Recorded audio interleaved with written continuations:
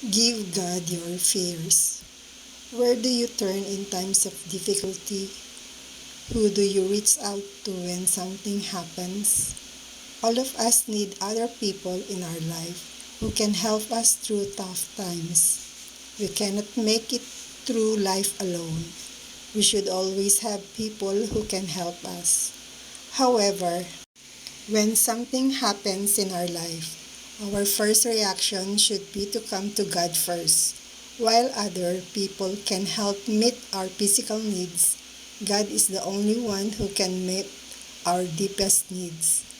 God is also ready and available to us through prayer. God is not hidden or far away. He is present and waiting for us to spend time with Him. Because He is the one who created us, He knows everything about us.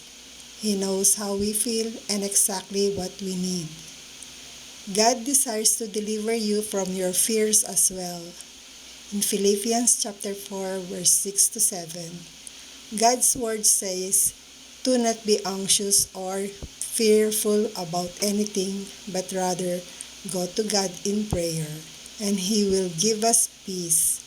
God is the source of all peace and security, but we need to go to Him with our fears. Those who spend time with God will be free of shame. As we are freed from the mistakes of our past, we will begin to walk in the newness of life. When we walk with God through life, we walk in the light that He provides rather than the darkness of the world around us. He protects us from harm and keep us from shame. God is waiting to spend time with you and give you His peace. Spend some time together in prayer, asking God to remove your fears and replace them with His strength. A prayer against anxiety. God, sometimes it's hard for me to turn to you when I'm afraid, but I trust that you will answer me when I seek you. I know you hear my anxious thoughts, so I give them to you.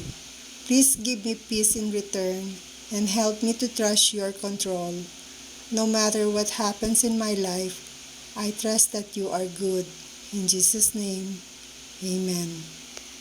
Thank you for watching and God bless.